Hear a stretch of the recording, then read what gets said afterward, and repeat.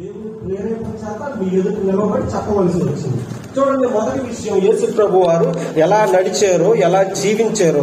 మొదటి విషయం మత్తయి సువార్త 4వ అధ్యాయము, మత్తయి సువార్త 4వ అధ్యాయము మొదటి వాక్యం. అప్పుడు యేసు అపవాది చేత శోధింపబడుటకు ఆత్మ వలన అరణ్యమునకు కొనుకోబడినని ఒక చోట రాయబడి ఉంది.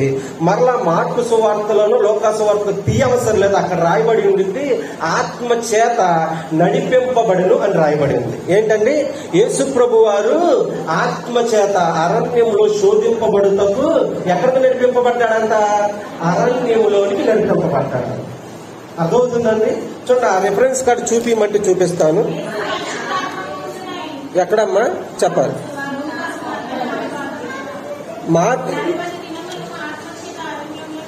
చూడండి, లోకా సువార్త 4వ అధ్యాయము, లోకా సువార్త 4వ అధ్యాయము ఫస్ట్ వచనంలో రాయబడి ఉంది, యేసు పరిశుద్ధాత్మ పూర్ణుడై యోర్దాను నది నుండి తిరిగి వచ్చి 40 దినములు ఆత్మ చేత అరణ్యములో నడిపింపబడి అపవాది చేత శోధింపబడి. చూడండి, తన యొక్క నడక. బాప్తిసం పొందాడు ఎప్పటికి? 30 సంవత్సరాలప్పుడు బాప్తిసం పొంది, బాప్తిసం తీసుకున్న వెంటనే 40 సంవత్సరాలు 40 రోజులు ఉపవాసం ఉండడానికి ఎక్కడికి నడిపింపబడ్డాడంటే ఆత్మ చేత అరణ్యానికి నడిపింపబడ్డాడు. ఆ అరణ్యంలో ఏముంటాయి? మనుషులు ఉంటారా? అరణ్యంలో ఎవరుంటారండి? ఏముంటాయి? శోధింపబడటానికి అరణ్యంలోకి నడిపింపబడ్డాడు అంట బాప్తిసం తీసుకున్న తర్వాత. మొదటి విషయం, ఆయన ఎక్కడికి నడిపింపబడ్డాడు? అరణ్యానికి. ఎందుకు నడిపింపబడ్డాడు? శోధింపబడటానికి నడిపింపబడ్డాడు. యేసు ప్రభు వారికే శోధన తప్పలేదు. అర్థమవుతుందండి? యేసు ప్రభు వారికే శోధన తప్పలేదు. ఎన్ని రోజులు శోధన? 40 రోజులు. ఎక్కడ? మనుషుల మధ్య, ఇరుగు పొరుగు వారి మధ్య. అర్థం చేసుకున్న వారికి ఎవరి మధ్య? అరణ్యంలో. మార్కు సువార్తలో రాయబడి ఉండింది, చదవవసరం లేదు, నేను చెబుతున్నాను. అరణ్యంలో ఏమున్నాయి అంటే అడవి మృగములతో 40 రోజులు ఆయన ఉన్నాడు, నివాసం చేశాడు. ఎక్కడ? అరణ్యంలో. అడవి మృగాలు. అడవి మృగాలంటే వాక్యం సెలవిస్తుంది. ఏంటి అడవి మృగాలంటే? పిల్లులు, కోళ్ళు, ఎలుకలు, కప్పలయ్య, తాపకరమైనటువంటి సర్పములు, మృగరాజు అయినటువంటి సింహము, ఎలుగుబంటు, ఎవరిని మింగుదునా అని గర్జించు సింహము, అవునా, చిరుత పులి. బైబిల్ గ్రంథంలో రాయబడి ఉంది. ఇంకా గమనించినట్లయితే చూడండి, పిల్లలను పోగొట్టుకుని మహావేంద్రముతో చూడండి చీల్చునట్టి తోడేలా, లేకపోతే ఎలుగుబంటు. ఒక ఆడు ఎలుగుబంటులు వచ్చి ఎంతమందిని చంపేసినాయి అంట? 42 మంది యవనస్తులు బాలులను చంపేసినాయి. అటువంటి క్రూర ఖడ్గమృగాల మధ్యలో 40 రోజులు ఉపవాసం ఉన్నారు. మన ఇంట్లో మన భార్యాభర్తల పిల్లల మధ్యలో ఒక్కరోజు ఉపవాసం ఉండగలం మనం? అమ్మా, ఇలా అన్నాను ఏమనుకోమాకండి. ఒక్కరోజు మన పిల్లల మధ్యలో, భార్యాభర్తల మధ్యలో ఒక్కరోజు ఉపవాసం ఉండగలం మనం? ఎన్ని రకాల శోధనలు వస్తాయి ఒక్కరోజు ఉపవాసం ఉంటే. అప్పుడే పిల్లలు ఎడుతారు, అవునా? అప్పుడే భర్త చిరాపించుకుంటాడు. అప్పుడే మనకు తెలియనటువంటి ఏదో రకమైనటువంటి శోధనలు వస్తూ ఉంటాయి. కానీ మనుష్య జనసంచారం లేనటువంటి మహా అరణ్యములు, ఈ అరణ్యం గురించి చెప్పుకోవాలంటే చాలా స్టోరీ ఉంది. అర్థమవుతుందండి? ఆయన ఎందుకు 40 రోజులే ఉపవాసం ఉన్నాడు, ఎందుకు అరణ్యానికే వెళ్ళాడు అని గమనించినట్లయితే చాలా స్టోరీ ఉండింది. అర్థమవుతుందండి? మరి ఇవన్నీ సందర్భం కాదు, కానీ నేను తెలియపరిచేటువంటి విషయం ఏమిటంటే అంత గొప్ప మహానుభావుడు 40 రోజులు అరణ్యంలో ఖడ్గ మృగాల యొక్క నివసించాడు. 40 రోజులు. రా యేసయ్యా అని సింహం పిలిచిద్దా? నా పక్కన కూర్చోయాదిద్దా? అసలు అప్పటికి బైబిల్ గ్రంథంలో ఖడ్గ మృగాలు అని రాయబడి, అంటే అవేంటి? హానికరమైనవి. మనం ఒక్కరోజు ఏకాంత ప్రార్థన తీసుకెళ్తే ఎటు నుంచి ఏ పాము, మనం అంతకుముందు చేసావుగా, అవునా? మరి 2-3 సంవత్సరాలు చేసాం అనుకుంటా ఏకాంత ప్రార్థన, నెలకు ఒకసారి. ఎటు నుంచి ఏ పాము వచ్చిందో తర్వాత కళ్ళు మూసుకుని పక్క కళ్ళు నెలకమే మనం, అవునా? మరి 40 రోజులు ఉపవాసం ఉన్నాడండి. ఎంత శోధన అనుభవించాడు యేసు ప్రభు వారు అంటే, ఈ లోకంలో కూడా గమనిస్తే మన యొక్క భక్తి జీవితంలో మొదట చూడండి, గమనించినట్లయితే ఖడ్గ మృగాలు లాంటి మనుషుల మధ్యలో మనం జీవించాలి. దేవునికి స్తోత్రం కలుగుతుంది. మాటలతో చంపేసేవారి మధ్య జీవించాలి. అవునా కాదా? మరి అంతే. చూడండి, రకరకాల శోధనలు ఎటు నుంచి. మరి ఒక వ్యక్తి అంట సింహం మధ్య నుంచి తప్పించుకున్నాడంట, ఎలుగుబంటి ఎదురొచ్చిందంట. ఎలుగుబంటి దగ్గరికి తప్పించుకున్నాడంట, వెళ్ళిపోయి ఇక్కడ చెయ్యి పెట్టాడంట గోడ మీద. గోడ మీద చెయ్యి పెట్టగానే సత్వం అక్కడ దాగుంటే ఆ మనుషులు కలిసేసింది. ఈ లోకం అనేటువంటి అరణ్యంలో అన్ని రకాల ప్రమాదాలు ఉన్నాయి. అన్ని రకాల ప్రమాదాల నుండి మరి సాక్షాత్తు దేవాది దేవుడు పగలు ఎలా కనిపించాడు? 40 సంవత్సరాలు పగలు ఎలా కనిపించాడు? మోషే నాయకత్వంలో 40 సంవత్సరాలేమో పగలు మేఘస్తంభం, ఎండ తగలకోకుండా. రాత్రి ఏమో 40 సంవత్సరాలు ఈ ఖడ్గాలకు, ఈ ఖడ్గ మృగాలకు భయపడకోకుండా అగ్ని ఉండటానికి రాత్రి అగ్ని స్తంభంగా 40 సంవత్సరాలు నడిపించారు. అవునా కాదు? చెప్పులేమో అరగలేదంట, కాళ్ళేమో వాకులేదంట, బట్టలేమో పాతకినలేదంట. సంవత్సరానికి 2-3 డ్రెస్సులు తెస్తాం మనం. మరి ఆ అరణ్యంలో, మహా అరణ్యంలో 6 లక్షలు అంటే మరి 30 లక్షల మంది ఇశ్రాయేలీయులకి ఎక్కడ డ్రెస్సులు కొంటారు వాళ్ళు? ఎంత గొప్ప దేవుడు చూడండి, ఎక్కడ డ్రెస్సులు కొంటారండి వాళ్ళు? మరి ఆ 30 లక్షల మంది ఏంటంటే 40 సంవత్సరాలు వారి వస్త్రాలు పాతకెళ్ళలేదంటే ఏ షాప్కి వెళ్ళాలి? అంత గొప్పగా ఆదరించాడు. అవునా? మరి ఎర్ర సముద్రం వస్తే ఎర్ర సముద్రాన్ని పాయింట్గా చేర్చేశాడు. అవునా? మారాను మధురంగా మార్చేశాడు. బండ నుండి జీవజల నదులను చూడండి, 40 సంవత్సరాలు ఆకాశము నుండి దేవదూతలు తినేటువంటి మన్నాను తిని ఇన్ని జరిగిన మరి కీర్తన గ్రంథం 106వ వచనం చదివారు చూడండి. చదివితే వాళ్ళు దేవుణ్ణి ఏం చేశారంట? శోధించి అని వాక్యం చదివారు. సాక్షాత్తు ఇన్ని మహా అద్భుతాలు చూసి మరి ఐగుప్తులో 10 రకాలైనటువంటి తెగుళ్ళను చూసి మరి వీరికి ఒక్క కాడ తన నాలుగా ఆడించలేదంట. ఎవరిని? గోషేను దేశంలో ఉన్న ఇశ్రాయేలు అంతగా రక్షిస్తే వీరేం చేశారంటే దేవుని మీద తిరుగుబాటు చేశారు, శోధించారు. ఆ శోధనను తట్టుకోవటానికి యేసు ప్రభు వారు మానవునిగా ఈ భూలోకానికి వచ్చి ఆ సంవత్సరానికి 1 దినం చొప్పున 40 రోజులు ఆయనే అరణ్యంలో ఉండి నీ కోసం నా కోసం శోధింపబడ్డాడు. దేవునికి స్తోత్రం కలుగుతుంది. ఇంకా శోధన గురించి మాట్లాడాలంటే శోధన సహించువాడు ధన్యుడు. ఇంతకీ శోధన అంటే ఏంటి? మీకు ఏమనుకోమాకంటే అర్థమయ్యే భాషలో చెబుతున్నా. శోధన అంటే ఏంటంటే నిన్ను తాకనది శోధన.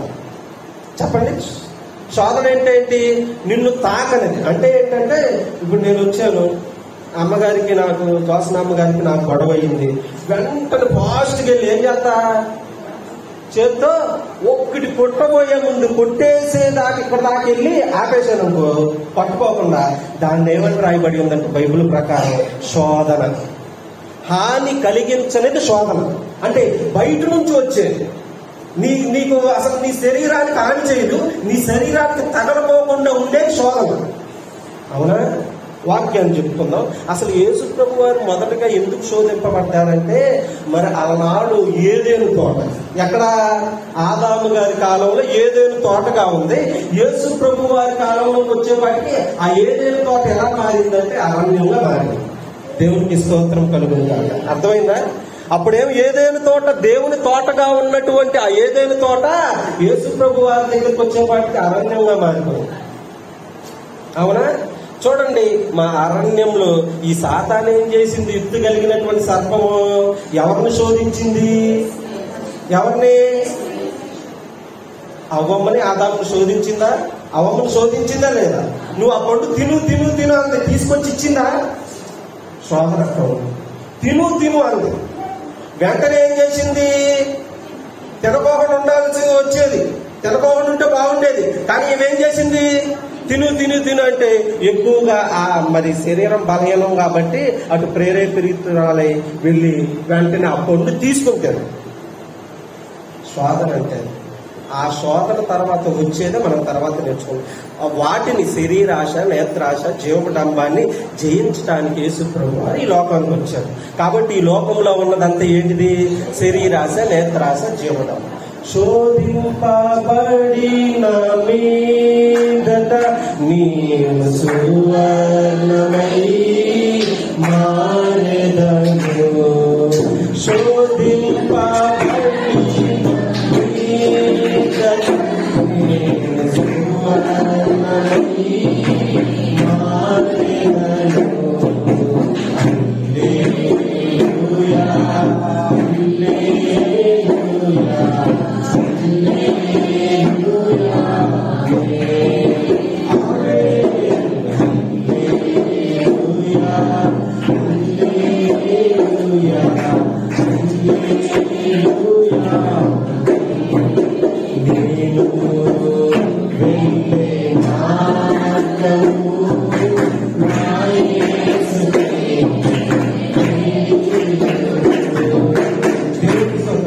మనం వెళ్ళే మార్గం ఎవరికి తెలిసిద్ది? యేసు ప్రభు. అమ్మ శోధన అంటే అర్థమైందా? ఇంకా 2 నిమిషాలు చెబుతాను, ఎక్కువ శోధన గురించి అయిందా. చూడండి, వెళ్ళి కొట్టడానికి వెళ్ళి కొట్టకోకుండా ఆపేసేది ఏంటిది? బాధ కలిగిద్దా లేదా? బాధ కలిగిద్దా? కానీ బయట నుంచి రాకపోకుండా శరీరానికి హాని చేయనిది కలిగించేది ఏంటిదంటే శోధన.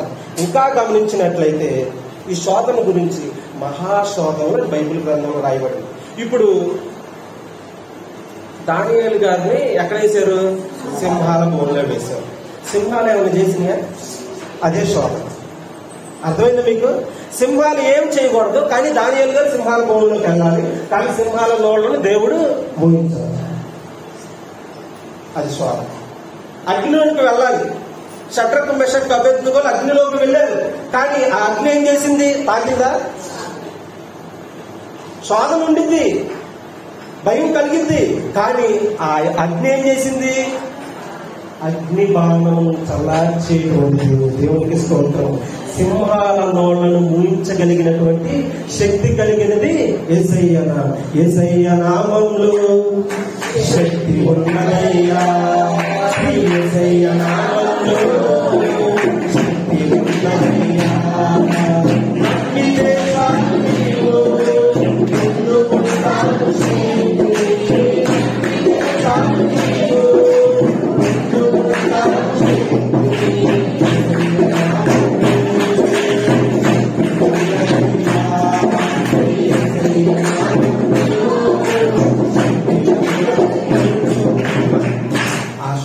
జయించే శక్తి ఎవరిస్తారంటే యేసయ్య ఇస్తారు. మరి అగ్ని బాణం చల్లార్చడం అంటే మామూలు విషయమా? ముళ్ళుంటే గుచ్చుకోకూడదు అని పట్టుకుని గట్టిగా అన్నాం అనుకో, గుచ్చుకోకుండా ఉండిద్దా? కానీ అగ్ని ఏడంతనైనా సరే అగ్ని ఏం చేశారు? వాళ్ళ ఇంట్రెస్ట్ కాడ అగ్నిలో వేసిన వారు ఏమైపోయారంట? కాలిపోయారంట. చూడండి ఎంత శక్తి కలిగినటువంటి నామం. సింహాలను నోళ్లను మూయించింది. ఇంకా గమనిస్తే ఆ విధంగా 40 రోజులు యేసు ప్రభు వారు శోధింపబడ్డారు సాతాను చేత. మీకు తెలుసు యేసు ప్రభు దగ్గరికి వచ్చే చేసిందా? బయట నుంచి టెంప్టెంట్ శోధనగా ఏంటి? ఆ రాళ్లను రొట్టెలుగా చేయి. అంతేగాని ఆయన తాగిందా? మనుష్యుడు రొట్టె వలన శోధన అంటే మీకు అర్థమైందిగా. మనుష్యుడు రొట్టె వలన మాత్రం బతకడు కానీ మరి శోధన జయించాడా? ప్రతి శోధనను ముగించి వెళ్ళిపోయింది అని వాక్యం సెలవిస్తుంది. నువ్వు దేవుని కుమారుడు అయితే ఎక్కడి నుంచి దూకమందే? కొండ శిఖరం మీదకెక్కి దూకు. నువ్వు దేవుని కుమారుడు అంటే నీ ప్రభు అయిన దేవుణ్ణి నువ్వు శోధింపవలదు అని వాక్యం సెలవిస్తుంది. శోధన గురించి మీకు అర్థమయ్యే ఉండింది ఒకే ఒక్క మాట ఏంటంటే, బయట నుంచి నిన్ను తాకనది శోధన. అర్థమవుతుందా? వచ్చింది కానీ నీకు హాని కలగజేయింది శోధన. కానీ అందరూ ఈ శోధనలోనే పడిపోవాలి. ఈ శోధనలో పడిపోకుండా ఉండాలంటే ఎవరు పడలేదు భూమి మీద? అందరూ శోధనలో పడిపోయారు. సంసోను గారు లాంటి మహా బలవంతుడే పడిపోయాడు. సొలొమోను లాంటి మహా జ్ఞానే పడిపోయాడు. దేవుని చేత యథార్థ హృదయుడు అనుకున్నటువంటి దావీదు గారే శోధనలో పడిపోయారు. అవునా కాదా? అవునా కాదు? పేతురు లాంటి మంచి లక్షణం కలిగినటువంటి వ్యక్తే కోడుకు మునుపు మమ్మారు అబద్ధం ఆడతావయ్యా బాబు ఆగయ్యా అంటే దేవుడు యేసు ప్రభు మాట ధిక్కరించాడు లేదా? అయ్యా మీతో మరణానికైనా వస్తాను కానీ నేను ఆ మాట ఆడనయ్యా అంటే శోధన వచ్చిందా? అబద్ధం ఆడాడా? చూడండి, శోధన అనేది ఆ విషయం. రెండో విషయం చూడండి, యేసు ప్రభు వారు శోధన జయించాడా లేదా? రెండవ సందర్భాన్ని గమనించినట్లయితే యేసు ప్రభు వారు ఎక్కడ నడిచాడు? అరణ్యంలో ఆత్మచేత నడిపింపబడ్డాడు. మరి రెఫరెన్స్ చూపిమంటారా? ఇంకోటి చూపిమంటారా? మత్తయి సువార్త రెండవ విషయం, మత్తయి సువార్త 14వ అధ్యాయము చూడండి. మత్తయి సువార్త 14వ అధ్యాయం 25వ వాక్యం. రాత్రి 4వ జామున, ఈ మాట అందరూ గుర్తుంచుకోండి అండి. రాత్రి 4వ జామున ఆయన సముద్రము మీద నడుచుచు వారి యొద్దకు వచ్చెను. ఆయన సముద్రం మీద నడుచుట, అవునండి. చూడండి 24వ వచనం చూడండి. అప్పటికి ఆ దోణి దరికి దూరంగా ఉండగా గాలి ఎదురైనందున అలల చేత కొట్టబడి. యేసు ప్రభు వారు మొదటి సందర్భం ఏమో 40 రోజులు ఎక్కడ నడిచారు? ఎక్కడ జీవించారు? అరణ్యంలో జీవించి నడిచి ఏం చేశాడు? శోధన జయించాడు. కాబట్టి మనం కూడా శోధన జయించాలంటే ఎవరిని పోలి నడుచుకోవాలి? యేసు క్రీస్తు ప్రభు వారిని పోలి నడుచుకోవాలి. రెండవ విషయాన్ని గమనిస్తే యేసు ప్రభు వారు 4వ జామున అంటే ఏంటంటే రాత్రి 4వ జామున అంటే చూడండి, జాముకి ఎన్ని గంటలు అంటే 3 గంటలు. అవునా? జాముకు 3 గంటలు. మరి 4వ జాము అంటే చూడండి, తెల్లవారుజామున 3 గంటల నుంచి 6 గంటల వరకు 4వ జాము అని బైబిల్ గ్రంథం ప్రకారం రాయబడింది. ఎప్పుడు? తెల్లవారుజామున 3 గంటల నుంచి 6 గంటల లోపు 4వ జాము. ఆ 4వ జామున యేసు ప్రభు వారు నీళ్ల మీద నడిచాడు. నీళ్ల మీద ఎందుకు నడిచాడంటే నడవటానికి కారణం ఉంది. అర్థమవుతుందండి? నడవటానికి అక్కడేమో కొండ శిఖరం మీద నుంచి దూకంటే దూకగలడం, కానీ సందర్భానుసారంగా యేసు ప్రభు వారు ఈ లోకంలో జీవించాడు. అర్థమవుతుందా? ఇక్కడ నడవటానికి కారణాలు ఉన్నాయి. కారణం ఏంటంటే తన యొక్క జీవితంలో శిష్యులుగా చేర్చుకున్నాడు. తల్లిదండ్రులను విడిచిపెట్టాడు. అవునా? అన్నదమ్ముల్ని, చెల్లెల్ని, తమ్ముళ్ళని అందరిని విడిచిపెట్టేశారు యేసు ప్రభు వారు. విడిచిపెట్టి సేవకులను తయారు చేశాడు, తర్ఫీదు ఇచ్చాడు, అపోస్తులని పేరు పెట్టాడు. చూడండి, అనేకమైన అద్భుత కార్యాలు, సూచక్రియలు చేశాడు. చేసిన తర్వాత వీరు ఎక్కడున్నారు? సముద్రంలో మునిగిపోయేటువంటి పరిస్థితుల్లో ఉన్నారు. గాలి చేత, అలల చేత కొట్టబడుతుంది నావ. ఆ సందర్భంలో వారిని రక్షించడానికి ఆయన సముద్రం మీద నడిచాడు. దేవునికి స్తోత్రం కలగాలి. నేను దేవుణ్ణి కదా, నేను ఎక్కడైనా నడుస్తానని నడవలేదండి. అర్థమవుతుందండి? అక్కడేమో కొండ శిఖరం మీద నుంచి దూకలేదు, ఇక్కడేమో సముద్రం మీద నడవటానికి కారణం ఏంటంటే తన సొంత శిష్యులను, ప్రేమతో పెంచినటువంటి శిష్యులను రక్షించడానికి ఆయన నీటి మీద వచ్చాడు. ఇంకో చిన్న విషయం ఏమిటంటే, ఈ శోధన తర్వాత మనం అనుభవించేటువంటి విషయం ఏమిటంటే శ్రమ. రెండో విషయం ఏంటి? శ్రమ. అర్థమవుతుందండి? మొదటి విషయం ఏంటి? శోధన నిన్ను హాని చేయదు. రెండవది ఏంటిదంటే శ్రమ. శ్రమ ఏం చేసిద్దంటే హాని చేసిద్దా లేదా? చూడండి, పేతురు గారు, అయ్యా నీవే ప్రభు అయితే నేను నీళ్ల మీద నడుస్తానయ్యా అన్నాడు. నడుస్తా ఏం చూశాడంట? గాలిని చూశాడంట. గాలి అంటే ఏంటి? ఈ లోకాన్ని చూసి మునిగిపోయాడు. మునిగిపోతుంటే వెంటనే యేసయ్య ఏం చేశాడు? చెయ్యి పట్టుకుని నడిపించి నావలోకి రావడాన్ని ఆ గాలి ఎక్కడికి వెళ్ళిందో అలలం అంతా నిమ్మలమైంది. ఇప్పుడు ఆయన శ్రమ పడ్డాడా లేదా? ఎవరు? పేతురు గారు శ్రమ పడ్డాడా లేదా? మునిగిపోవటం అంటే ఏంటి? శ్రమ. ఆ శ్రమ గురించి బైబిల్ గ్రంథం చక్కటి పాటలు రాశారు. నడిపించు నావా నడి సాంద్రమున దేవా నవ జీవన మార్గమున నా జన్మ నవీన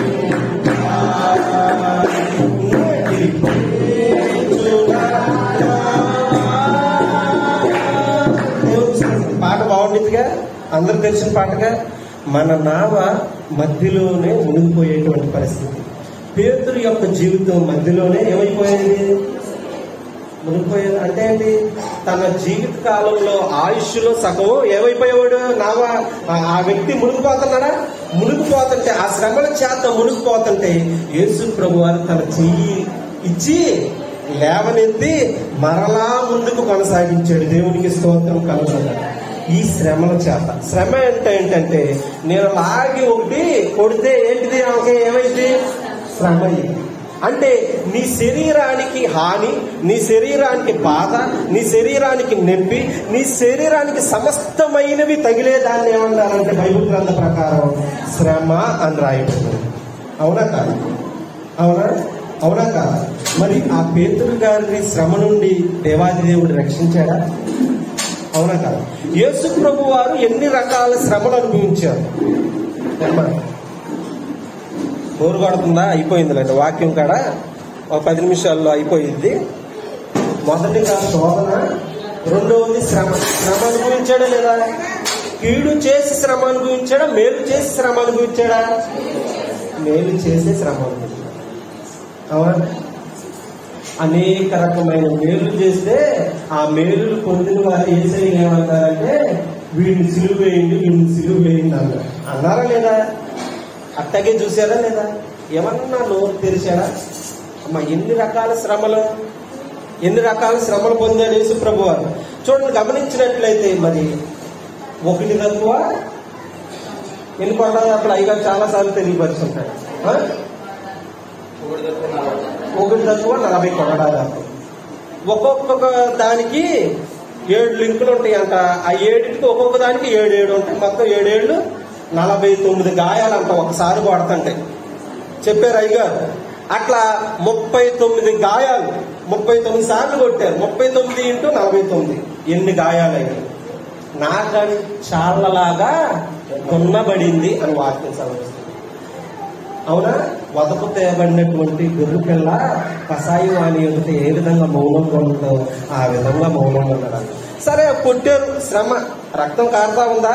ఆఖరి రక్తపు బొట్టు వరకు, ఆఖరి రక్తపు కైదారవోసి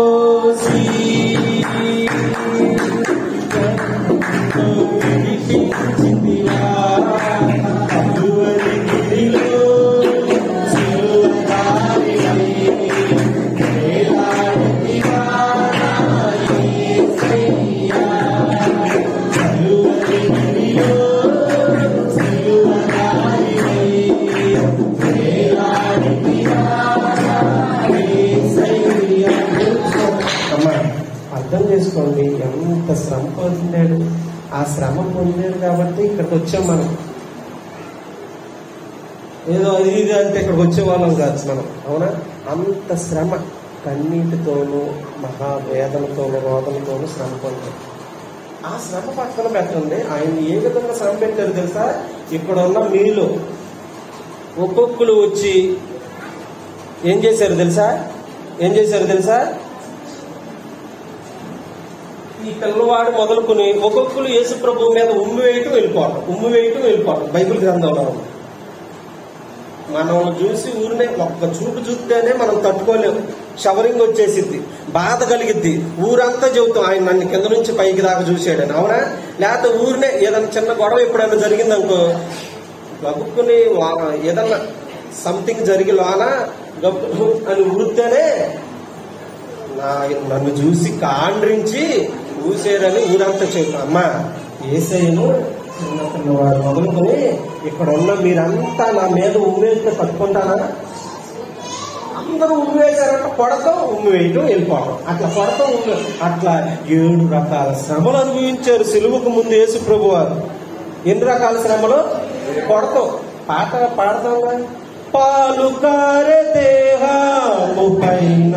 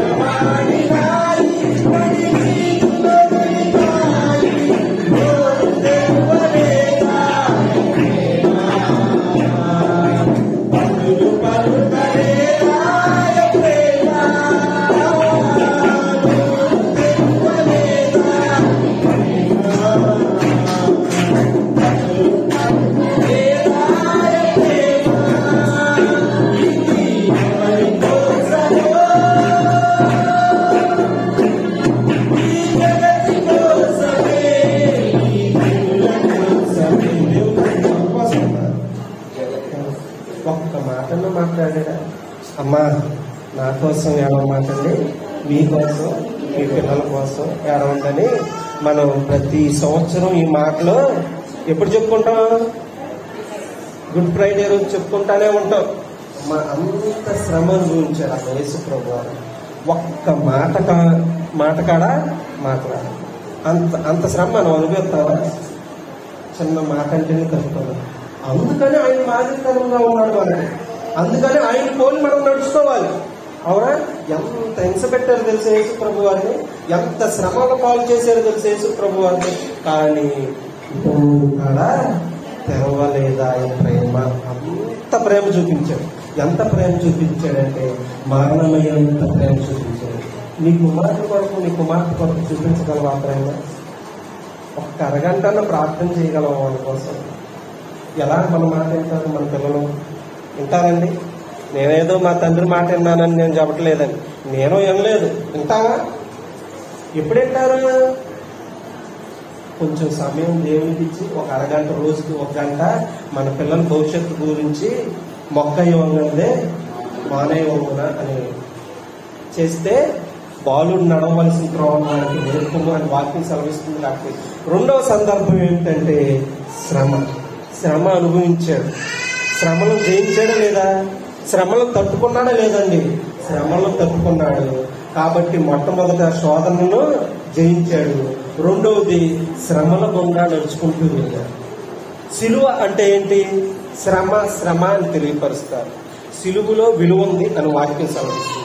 చూడండి, కాబట్టి మూడవ విషయాన్ని గమనించినట్లయితే అమ్మా, ఈ శ్రమ అనేది ఏంటంటే నీ శరీరానికి హాని కలగజేసింది. జ్వరం ఒక శ్రమే, వ్యాధి ఒక శ్రమే, బాధ ఒక శ్రమే. అవేం చేస్తాయి అంటే నీకు నీ శరీరానికి హాని కలగజేసేది శ్రమ. హాని కలగజేయనిదేమో శోధన. ఇంకో గొప్ప విషయం ఏమిటంటే, మూడో విషయం ఏమిటంటే వేదన అని వాక్యం సెలవిస్తుంది. ఏమని వాక్యం సెలవిస్తుంది? లూకాసు వార్త 22వ అధ్యాయంలో రాయబడి ఉండిద్ది. 22వ అధ్యాయంలో ఆయన అప్పగింపబడేటువంటి రాత్రి శ్రమ తర్వాతే వేదన ఉండిద్దండి. లూకాసు వార్త 22వ అధ్యాయము చూడండి, 44వ వాక్యం. ఆయన వేదన పడి మరింత ఆతురతగా ప్రార్థన చేయగా ఆయన చెమట నేల పడుచున్న గొప్ప రక్త బిందువు వలె ఆయను అని వాక్యం సెలవిస్తుంది. మూడో విషయం ఏంటంటే వేదన. ఆయన ఎంత వేదన పడ్డాడంటే, వేదన ఏంటంటే బయట నుంచి నీకు హాని చేసేది శ్రమ అంటే, రెండవది నీ లోపల నుంచి వచ్చేది వేదన. దేవునికి స్తోత్రం కలుగుతుంది. మూడవది ఏంటంటే నీ లోపల, నీ అంతరంగంలో, నీ మనసులో, నీ హృదయంలో. చూడండి, నీ లోపల నుంచి వచ్చేటువంటి బాధ, మానసికమైనటువంటి రుగ్మతలను కలిపి వాటన్నిటిని కలిపి చెప్పేటువంటి వాక్యం ఏమిటంటే వేదన. కొట్టిన తర్వాత కొట్టంగానే అరగంట గంట ఏమైంది? సరిపోయింది. మీ అందరూ కలిసి చూడండి, నేను వాక్యం చెబుతుంటే ఒక వ్యక్తి ఎవరన్నా వచ్చి లాగి నన్ను కొడితే ఏం జరిగింది? అయిపోయింది. జీవితాంతం నాకు మానసికమైనటువంటి వేదన. అవునా కదా? సర్వ సృష్టికర్తను, సర్వాన్ని సృష్టించినటువంటి సృష్టికర్తను కొడతంటే, తిడతంటే, హేళన చేస్తుంటే, గేలి చేస్తుంటే, ఉమ్మి వేస్తుంటే, ఆయన కుక్కను ఈడ్చుకుని వెళ్తుంటే ఆ బాధ అక్కడితో అయిపోయింది. జీవితాంతం వేదన పడి ఉంటాడు లేదా? ఇప్పటికీ వేదన పడుతున్నాడు లేదా? ఇంకా మీకు గమనించినట్లయితే లోపల నుంచి వచ్చేది వేదన అన్నాను. ఆ వేదన ఎవరికి ఉండిద్దంటే మగవారి కన్నా ఎక్కువ మీకు తెలుసు. బైబిల్ గ్రంథంలో రాయబడి ఉంది, ప్రసవ వేదన అని వాక్యం. చనిపోయి మరలా బ్రతకటం అని వాక్యం. ప్రసవ వేదనలు ఉందా, మనోవేదనలు ఉందా, రకరకాల వేదనలు ఉన్నాయి బైబిల్ గ్రంథంలో. అమ్మా మగవారి కాడ వేదనలు ఉంటాయి. చూడండి, గమనించినట్లయితే 3వ సందర్భం మీకు అర్థమైంది అనుకోండి.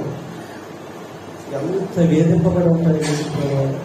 నా అరచేతులతో నేను వారిని చెక్కుకుంటే, నా అరచేతులతో వారిని సృజిస్తే, ఆ అరచేతులే నన్ను కొడుతుంటే, వాళ్ళు చక్కటి రూపం రావాలని నేను చక్కగా, నా మొహం మీకు ఉండిద్దండి, మీ మొహం నాకు ఉండిద్దా, మీ కళ్ళు నాకుంటాయా, మీ ముగ్గు నాకుంటాయా, అంత చక్కగా 9 నెలలు 10 నెలలు నిన్ను అంత చక్కగా రూపిస్తే ఆ రూపమే ఆయన మీద తిరగబడింది. చూడండి, ఆ కళ్ళే ఆయన మీద మత్సరపడి చూస్తే ఆయన్ని వేధించలేదా, ఆయన్ని బాధ పెట్టలేదా, ఆయన్ని శ్రమ పట్టలేదు. అమ్మ నోటితో వడతాం ఏంటమ్మా, మామూలు విషయం. కొడితే అదొక వేరే విషయం. అక్కడ ఉన్న వాళ్ళంతా మొహం మీద చూశారని బైబిల్ గ్రంథంలో ఆయనంతా చచ్చిపోయిన కుక్కని ఈడ్చుకెళ్తారు. చూడండి, కుక్కని ఈడ్చుకెళ్తారా, ఎత్తుకెళ్తారా? బతుకున్నప్పుడే చక్కగా ముద్దులు పెట్టుకుంటాం, అవునా? చక్కగా పెంచుకుంటాం, ఇళ్లలో కుక్కలు పెంచుకున్న వాళ్ళు హ్యాపీగా పెంచుకుంటాం. చచ్చిపోతే ఏడుస్తారు. ఏడ్చి తర్వాత ఏం చేస్తారు? ఒక తాడి కట్టి ఈడ్చుకెళ్ళిపోతారు. యేసు ప్రభువు వారిని అక్కడ ఈడ్చుకెళ్ళారు. నా మాటలు కాదు, నా కల్పిత మాటలు మాత్రం కాదు. అట్లా ఈడ్చుకి వెళ్ళిపోతే ఎంత వేదన పడి ఉంటాడు యేసు ప్రభువు వారు, అర్థం చేసుకోండి. ఆ వేదనల వల్ల ఇంకొంత నడుచుకుంటారు యేసు ప్రభువు. అంత శ్రమ పట్టబడ్డాడు, అంత శోధింపబడ్డాడు. కాబట్టి శోధింపబడిన మీదట శోధనమయ్యాడు. అగ్ని పరీక్ష అతను నిలబడ్డాడు. మహాశ్రమలు వీరు ఎక్కడి నుంచి వచ్చారయ్యా అని అడిగినప్పుడు, వీరు ఎక్కడి నుంచి వచ్చారంట? మహాశ్రమల నుండి.